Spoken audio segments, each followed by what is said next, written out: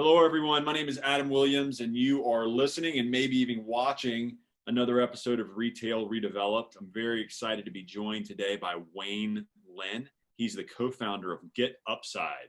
Now, this is a very, very interesting company, a very interesting concept, and I want Wayne to really kind of dig in and tell us what it's all about if you're not already familiar with it.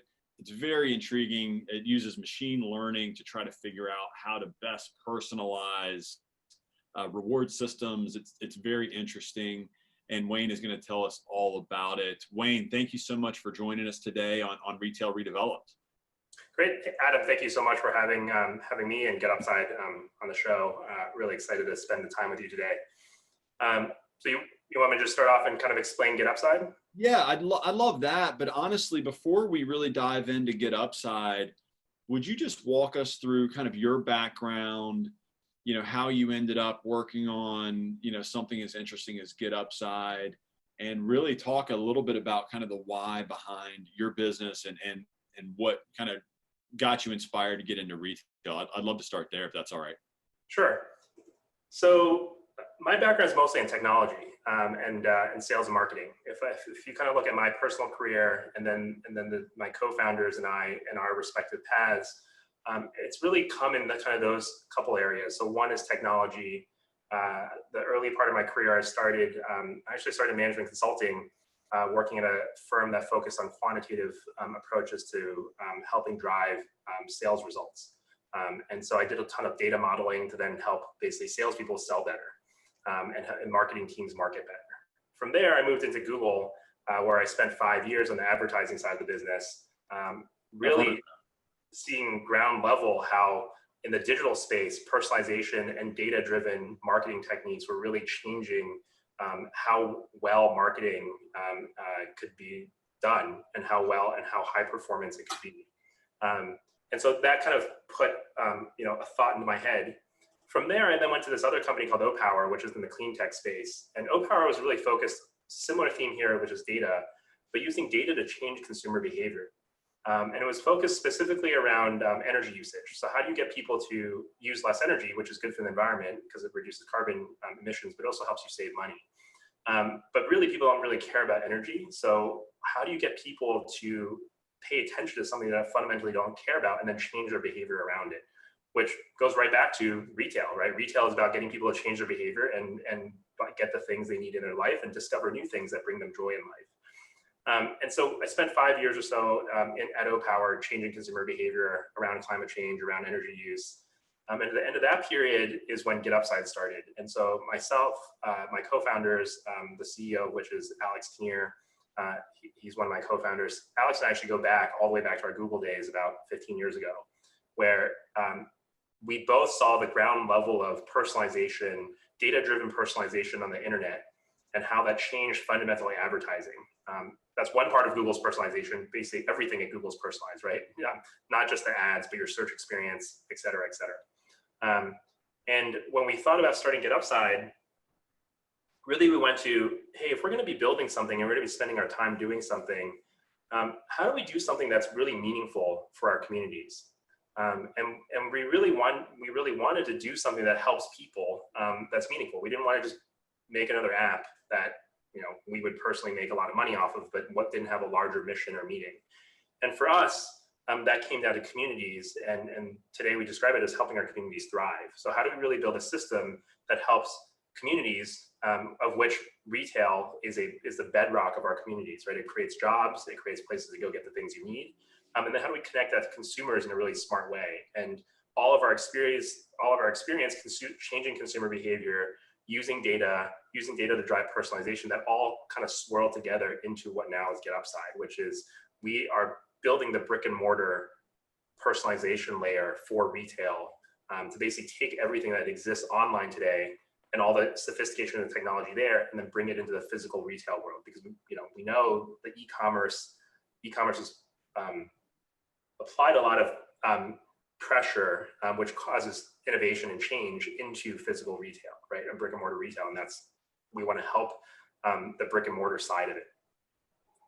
So explain to everyone how you guys are helping the brick and mortar side of it, because when I think of data-driven personalization, I immediately think of Google and Facebook and Instagram and how, you know, I could be having a conversation about dirt bikes with my buddy, and all of a sudden I pick up Instagram and it's, you know, 87 different ways to sell me dirt bike gear or something like that. But explain to everyone the impetus behind you guys trying to take that to brick and mortar, and how exactly you guys are trying to accomplish that. Yeah, the impetus from it really came from my co-founder, Alex. So the founding idea was stuck in his mind for a decade. So he saw this happening online back in our Google days. And then he would basically go home to his hometown. He's from Doylestown, Pennsylvania. It's this super cute little town outside of Philadelphia. And then he would basically walk around his main street, because that's kind of what you do in your town. And he would be like, wait, I just spent my entire day working, thinking about like all this really sophisticated technology that's driving amazing performance online. And then I walk into the coffee shop and I just get treated the same as everyone else. And then I walk into the restaurant and I get treated the same as everyone else. And my offline experience is basically the way it's been for a long time. And that was the core impetus of like, wait, but we have experiences in the world now showing us that there's better ways to do this, but it hasn't seemed to move into the brick and mortar world. And he loves his hometown. And I grew up in a town in central Jersey, kind of right outside Princeton. And Princeton has a beautiful downtown as well. And so I felt many of those same things. And so that was kind of the impetus of creating the company, which is like, hey, here's an opportunity here for us to do something that really can help physical communities. Instead of saying, hey, I just buy everything online. You know, you're having a conversation with your friend about dirt bikes, and then suddenly you're seeing ads, and the next thing you know, instead of going to a local bike shop, talking to the bike guy there, getting rides and stuff, you're buying a brand online somewhere that's made somewhere else, right? And now that commerce is taken out of your local community, and it's great for the e-commerce person and the person behind that retail, you know, the person there, but it's kind of taken out of your local community. And we wanted to do something that would really help our local spaces, because that's really what makes where you live great, right? When people talk about the areas they live and why they love it, it's the people they're around, right? It's your local community, but the people are there because the fabric of the community is so rich, and commerce is a large part of that fabric, right? The great coffee shops, the great little shops you go to buy your groceries, the restaurants you eat at, things like that. So walk me through kind of the secret sauce. Like, what is it that you guys are trying? I get what you're trying to accomplish. It sounds amazing, and anything that is trying to empower the local coffee shop and give them some tools that, you know, the big boys have. You've got my interest. Like I'm listening. Like, tell me, what's the secret sauce? Let's get granular on, well, no, wait, let me take that back. Let's not get granular, because I'm a dumb shit real estate guy, and you'll lose me if you start talking about the coding aspect of it. But let's talk about how exactly you guys are bringing this to Main Street. Yeah. So the key insight in innovation in our business is really using a data stream that every Main Street business already has today, but they're not monetizing or using effectively to drive their business. And what that is the historical purchase data, the receipt. So just the point of sale info. The point of sale information, and even more accessible is the credit card processing information, right? So everyone accepts credit cards. Almost everyone accepts credit cards. Today, that's just a 2% tax on your commerce, right? You have to pay it for the network fees. But in that data is really rich information about the purchasing patterns of your customers, right? And our core innovation is harnessing that data to then model out user activity at your store, right? And if you have great staff, you can do this. For your great staff or a great owner, it intuitively knows this, right? Like, hey, I know Wayne. Wayne comes in to my coffee shop 3 times a week. He always gets like a regular black coffee. That's his drink, right? The great staff knows that. But we all know how hard it is to get great staff that actually cares in retail, right? Mm-hmm. And so what we're doing is we're using data, specifically the credit card transaction and point of sale system data, to then match that to GetUpside users. So when a GetUpside user signs up for our app, they basically either can upload a receipt when they're making purchases, and through that receipt, you're required to use a credit or debit card, and through the receipt, we can read all the information off the receipt, and typically on it is your card type and last 4. And through that, we can match that to your transaction history, either coming from your POS or from your credit card processors. And once you match, you can say, hey, Wayne actually comes 3 times a week If we have POS data, it's Wayne comes through 3 times a week and buys black coffee. He never buys a pastry. That insight on every single one of your customers is hugely valuable, right? And then we can start doing what we do, which is say, hey, not only do we understand that, we now say, hey, Wayne comes 3 times a week. He comes pretty often. Adam's never been here. So cup of coffee, I have 90% margin on a cup of black coffee. Adam, I'll give you 75% off first cup of coffee. Come in here and try me out. And if you come in, I still made 15% net profit on that cup of coffee, right? Wayne, probably not going to get you to come in very much more to buy more coffee. Maybe you want a pastry though. So, hey, Wayne, my pastry margin is 60%.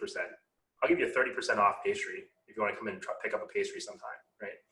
And so this is how we're different, because one, we're now able to personalize because we know the history of everyone. So we can say, hey, Adam, you got a cup of coffee at a huge discount. Wayne, you got something on pastries to upsell you.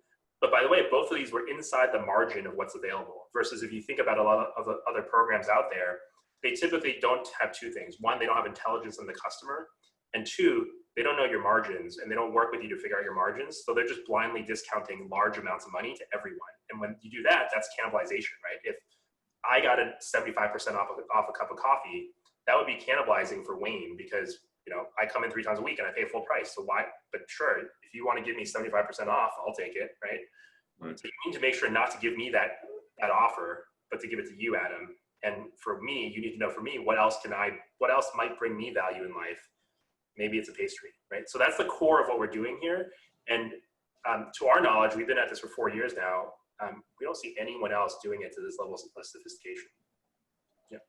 So walk me through, so I get now a little bit about, you know, how it works for Wayne. Walk me through how it works for, you know, Joe Mug Coffee Shop. You know, how do they, you know, they sign up for you guys? Is it a percentage of sale kind of program, or is it just a, you know, $50 a month to be on you guys' system? Like, how do you go and get the merchants excited about it and get them signed up? So our pricing model is developed where the big thing we say a lot inside our company is we try to build the platform and GetUpside to be a win-win for everyone. So there's been lots of programs out there that in the local space, right, in the retail space, lots of tech companies. Even before tech companies, there's, you know, where there's couponing. You know, the history here is very, very deep, right? This is not a new area we're talking about. But what we're trying to do on the business model side is we want to link our results directly to merchant success and to retail success. So in the history of programs in here, there's many that have said, hey, well, I'll just take a percentage of sales. Or if anything, hey, I'm really on the side of on the consumer. So, you know, you're going to give me a huge discount, and then of the remaining amount, I'm going to take a huge percentage of that as my share, and that's because I'm going to bring you tons of traffic. But is that good traffic? Is it bad traffic? How did you figure that out? But I'm really on the side of the merchant, and I have all these consumers, and I have all these consumers behind me, right? Or you have other programs that say, hey, I'm on your side, so I'll build a platform, whatever you want to do, and it's infinitely customizable and it's for you. And so when you do that, then as a merchant, you just mostly think about yourself, right? So you end up giving pretty small amounts of money because you might not have the data sophistication, so you play the averages. And then it's not compelling to consumers. So there's a mismatch there. We put ourselves in the middle where we're trying to bridge and form, that's what commerce is, right? Commerce is an agreement between a buyer and a seller on something of value, right? And we're trying to bridge that through technology. To your question, on the merchant side, what do we do is we then say our fees is a profit share. So the cost of GetUpside is whatever the promotion is that we give to the consumer. So, you know, you put your coffee shop on the platform, you now are listed in the GetUpside app. We also have platform partners. So we have several other apps where we display our offers in. And so you put yourself on the platform, you're displayed to all these, across all these different apps, including ours. We reach about 25 million monthly users. And then what we do is we give a promotion, and if the consumer accepts that promotion, you as the merchant pay that promotion. And then the remaining, and then off of that, we work with you to figure out your gross margins, and whatever is left over after the promotion, that's profit. And the profit we share on a profit share. So when we design it that way, our business model is fully aligned with you as the merchant, because if we give away too much promotion, there's no profit. Therefore, the profit share, we don't make money. Like you don't make very much money, but also we don't make money. So, capitalism, we're all we're all self-motivated. So it's in our interest to give just enough to get the consumer to come buy with you, to leave as much profit as possible so that we can then share that profit together. So then our interests are fully aligned. So how were you able to scale this? Because that sounds, if you're getting into somebody's point of sale system and somebody's credit card data, and obviously that's probably fairly straightforward to do it if you're concentrating on one neighborhood, but how many merchants do you guys have? Like, how big is your footprint? City, state, coast. Walk me through that, and then walk me through some of the challenges with scaling, because it seems like my brain is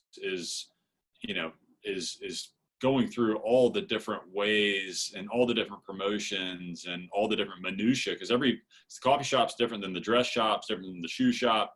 Like how have you guys managed to scale that, and how have you done it? Like, walk me through how big your footprint is now and how big you want it to be. Yeah, so I'll talk about footprint first, and I'll talk about how we got there.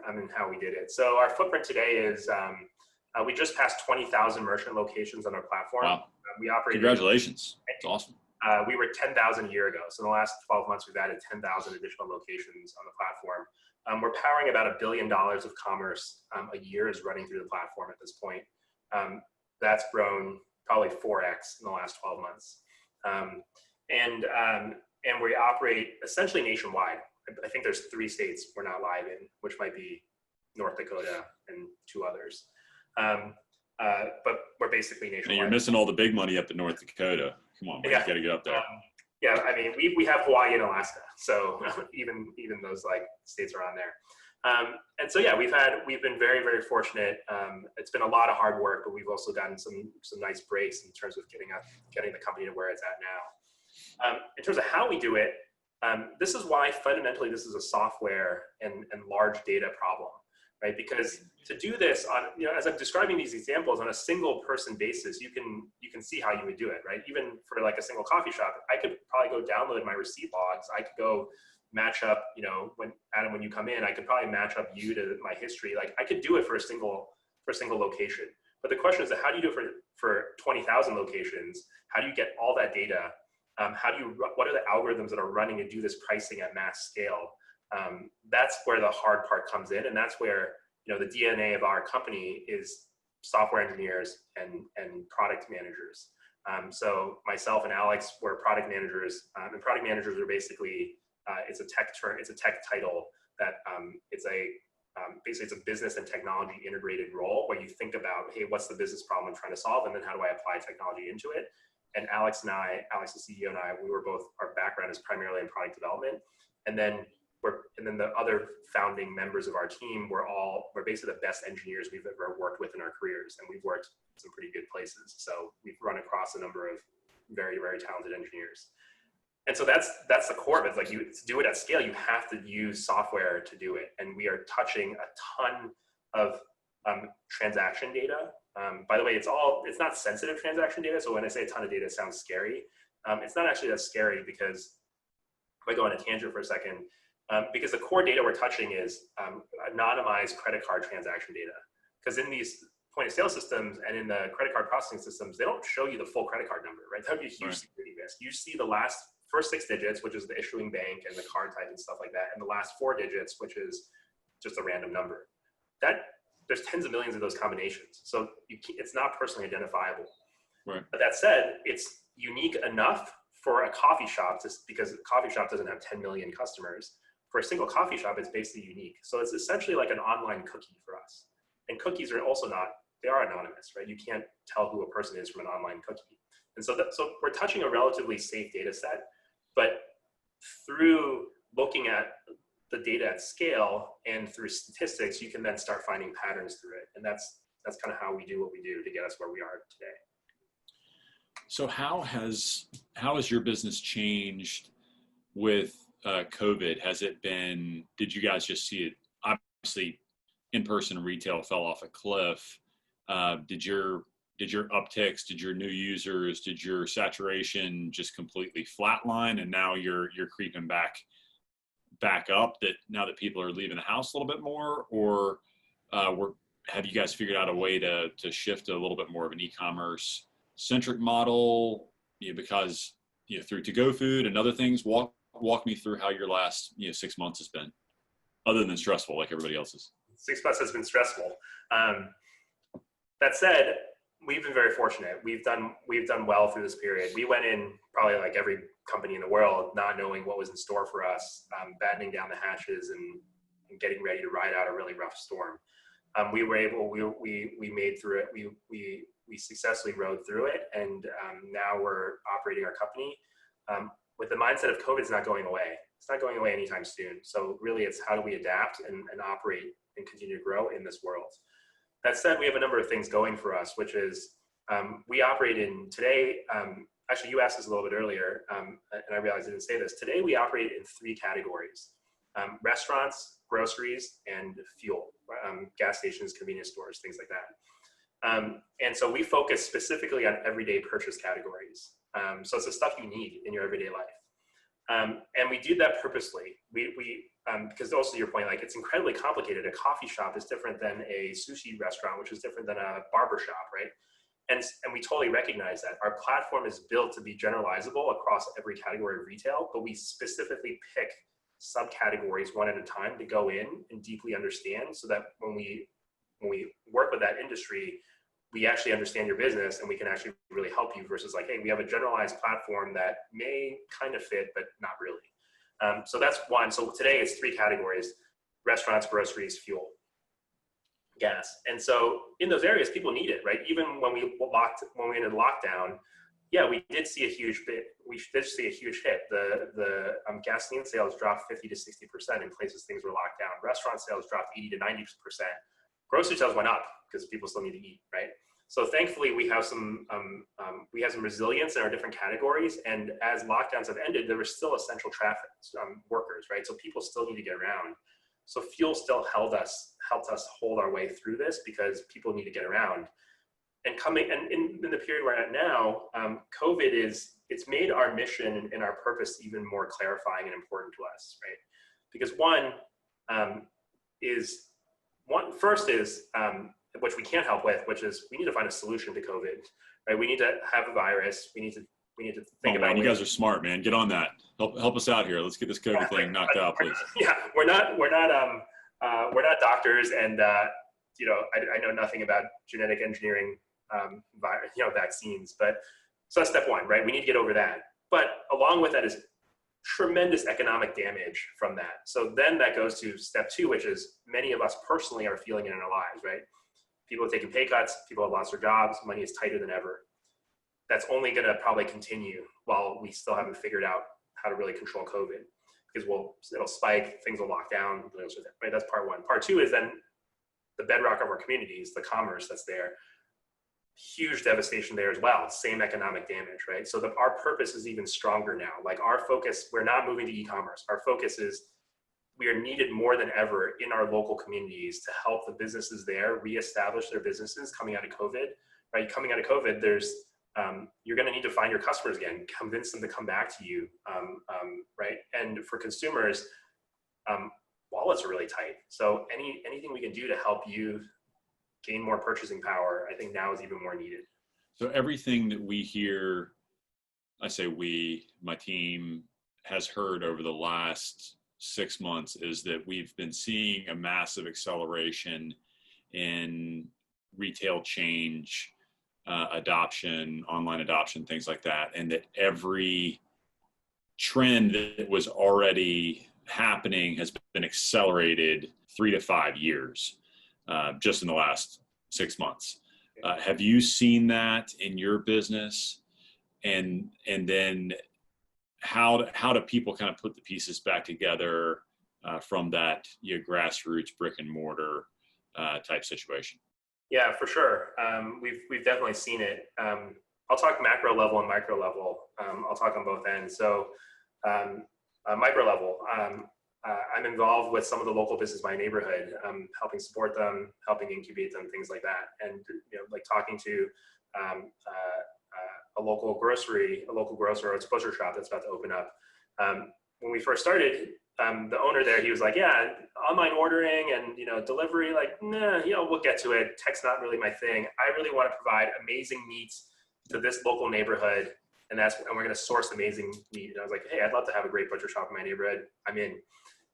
I talked to him a week or two ago and he's like, yeah, I figured out that online ordering thing. We're going to do it. Right. Yeah, so that just, I've heard 25 versions of that same story. Exactly. People that were back burnering that stuff, and now it's front burner. And he also owns a coffee shop in our neighborhood that's amazingly successful. And same thing. He's like, yeah, actually we're doing better now in COVID because our mix changed. Like we do a lot of online ordering. I do a lot of takeout. I figured out how to make cocktails that you take away. Like they have a whole bunch of stuff that they do and they've adapted. So on a micro level, definitely people are shifting.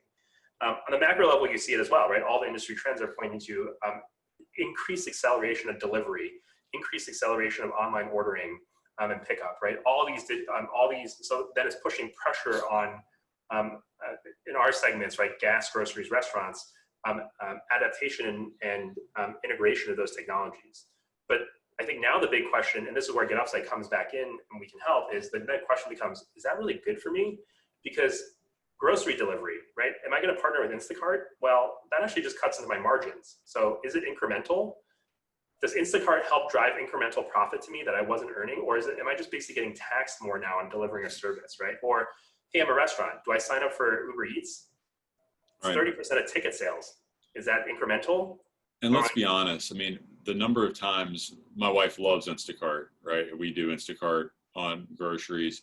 I've never once had an order that was 100% right? And you're just like, oh yeah, I ordered limes, not lemons, but okay, whatever, we'll make do. Yeah. And I got 17 pounds of bananas. Right. And I'm super nerdy about, like, I love, everybody can make fun of me in this now, I love oat milk, and that's because of my local coffee shop Undercurrent. Todd turned me on to oat milk, and now that's what I have.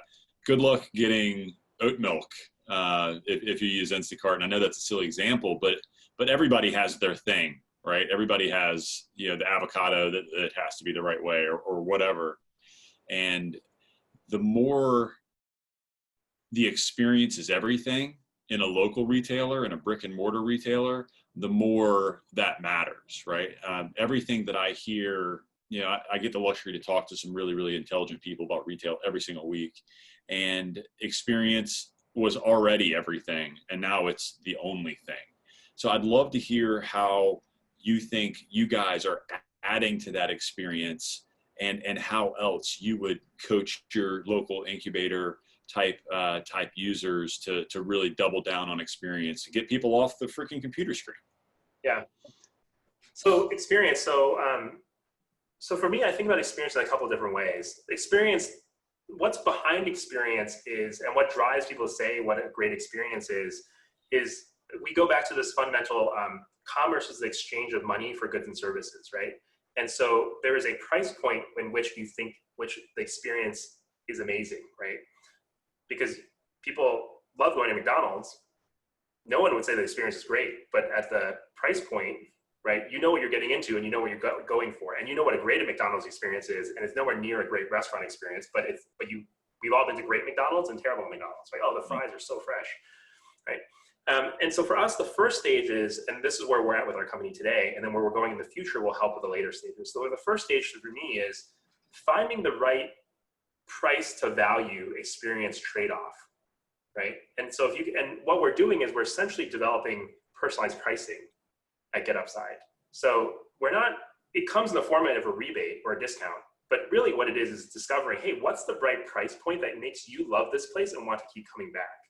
And we all have the margin to play with it, right? You set your margin because you can't do personalized price. You set your gross margins and your prices in a way so that the averages work out and that you make money. But we are developing for Wayne, what's the right price point to get Wayne in here? For Adam, what's the right price point for Adam? And if you can do that as stage one, yes, you should always work on up-leveling experience and offering better value and all that stuff. But matching the right price point to your current experience is step one. And that's what we do today. Because we offer personalized promotions to find your personal price to bridge commerce between you and your customers, you as a merchant. where we're going with this is then to start moving from today, we operate at a basket level. So we're about total basket size. So from here, we're moving into items. So then how do we offer promotions on items? And when you move to items, then you can start providing recommendations. And then all of the Amazon stuff kicks in, right? Like, hey, you bought a oat latte. What's great paired with an oat latte is the cherry Danish, right? Like those pairings, and then applying personalized price to those pairings, that's stage 2. And then stage 3 is the intangibles, which is, and this is where we're moving towards, which is Wayne walks in to your coffee shop and, hey, your regular staff, they might not care enough to recognize Wayne, but we can tell you, hey, Wayne's here. You're trying out you're testing out a new drink. Give Wayne a taste, because he's a regular. He comes 3 times a week. Actually, this is a frustration point. There was a great coffee shop down the street from me that's now closed. Starbucks opened up like 3 doors down from it. But the owner there, I went in there all the time and he never said anything to me. And I'm also a huge local reviewer. So I'm like Yelp Elite and whatever. And I write all these reviews, and he's even responded to me online, and he never said hi to me in person. And I was just like, dude, I'm here all the time. I spend so much money with you. Like, could you just say hi, right? So the third part is the experiences. So how can we help use data and personalization to say, hey, I can't say hi to every single person, or I can't give this like drink taste to everyone, but who are the right consumers, who are the right customers of yours to like give this elevated experience to?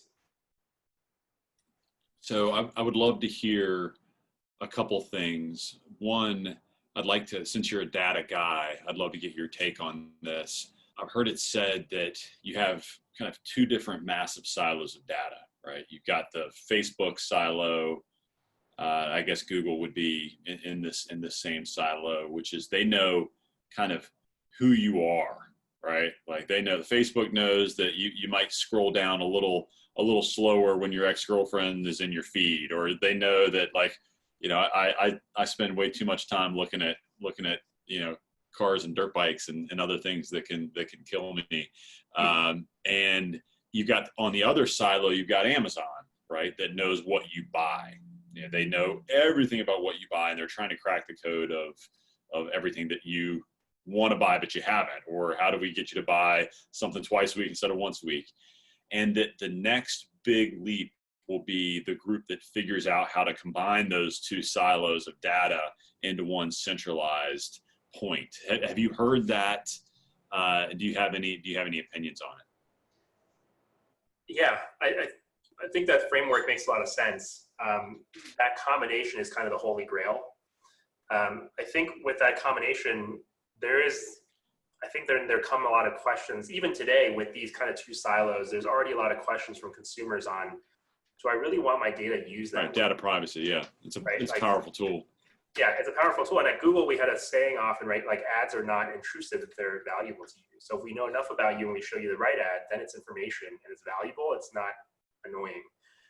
But I think today, that was 15 years ago. It was a long time ago. Today, we as a society are more sophisticated, and there are real questions on, do we want that much to be known about us? Am I comfortable with that? Am I actually, back to my value to the value exchange? Am I comfortable with the value exchange here of my data being used this way to monetize me, right? And so I think it's for sure, and whoever solves that middle path, if actually, and now governments are starting to wake up to it, right? There's a bunch of hearings today here in DC, where I'm based, by all the by the big 4 tech leaders in front of Congress, right? I think it's fundamentally around this question.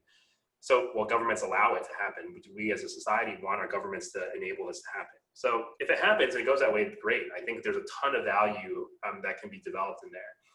But even before we get there, and maybe wrapping it back to GetUpside a little bit, is GetUpside, we're primarily on the commerce side. We don't know who you are. Actually, when you sign up for an app, we don't even ask for your name. You can sign up with an anonymous email if you wanted, right? We don't want to know, and we actually set our data privacy. We basically try to get the minimum amount needed to get you a great commerce experience. So we don't ask for stuff we don't need. We operate on the good side of that equation you talked about, and I think there's a tremendous amount of value still to be gained there. And for us, I think our unique point is, we're not harvesting your data like Facebook is to then resell to an advertiser, where the advertiser pays Facebook and you don't get anything out of it other than more ads on your screen. You're agreeing to work with GetUpside to basically say, hey, I'm a consumer. My business is really valuable. All the business in my neighborhood. Who wants my business? Make me your best offer, right? So we are helping the consumer monetize their own data for their own gain. And yeah, and then when the merchant gains and there's profit, we share that profit with the merchant, right? So we like where our business sits today in kind of this broader sphere of how do we think about and relate to data. But I think what you're saying makes a lot of sense. And if someone solves that middle grand unification, Big bucks. Yeah, that company or group or whoever it is will do well if we as a society want that to happen. So Wayne, you've already been extremely generous with your time. I want you to tell people how they can interact with you, with your company, how they can find out more. Just explain to people where they can find out more information and connect with you. Sure.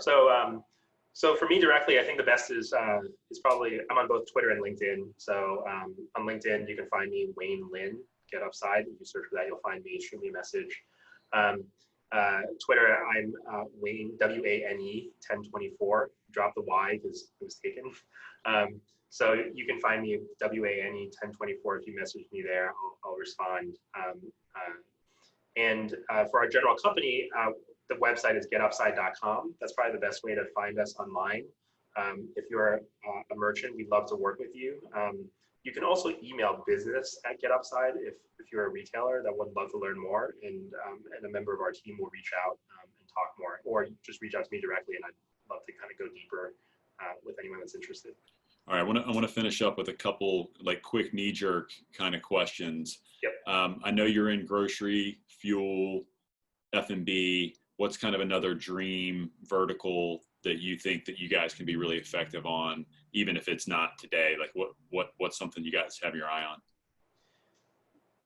Yeah, we've been thinking about, actually, we're starting to think about the next couple categories. So for us, our mission is to start with, to be as useful to consumers as possible, and bridge those commerce connections. So it's about everyday needs. And so the next couple for us that we're thinking are, that we're exploring are things like drugstores, especially now, right? Like helping people with health. So drugstores, personal kind of grooming is another area that's interesting to us. So hair salons, barbershops, nail salons, things like that. And then there's a lot of ancillary car services, right? We all do need to get around in our everyday lives to get to our jobs. And so those are probably the big three we're thinking about right now. Who else is doing something novel that has you impressed? And this can be, another app that you like, somebody that's being really smart with data. This can even be, a retailer that is doing a great job at delivering an excellent customer experience. I'll give you a little bit of wiggle room. Yeah, good question. You caught me on this one. I'm so focused on our own startup day to day that I was like, oh my God, I don't have one immediately off the top of my mind. That and a toddler, yeah, that'll keep you. That'll soak up a lot of attention. Yeah, I have one. I really admire kind of like the newer in the restaurant space. A lot of the newer brands and concepts that are coming out to me are really interesting because they are. It's kind of like a lot of the digital clothing brands coming out, which is they're doing a lot of really interesting things. One, the trend of food is shifting, right? So it's shifting to a fresher, fresh, healthy, fast casual, so, a lot to go. Yeah. Sweetgreen, right? Sweetgreen, I think for me is an amazing company because one, their product is very healthy. It's helping us all live a healthier lifestyle, and then secondly, their technology is great.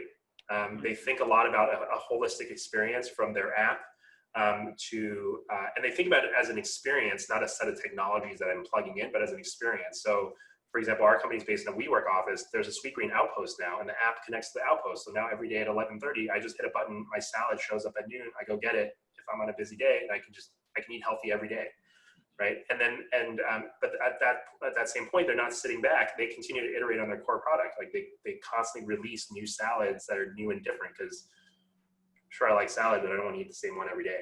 So really admiring these kind of tech-infused restaurant concepts that are coming out now. Last question. Obviously, I'm sure you have a lot of scar tissue and memories about being a tech startup where you're trying to explain to people how awesome your service is, and now I'm sure you have people that come to you.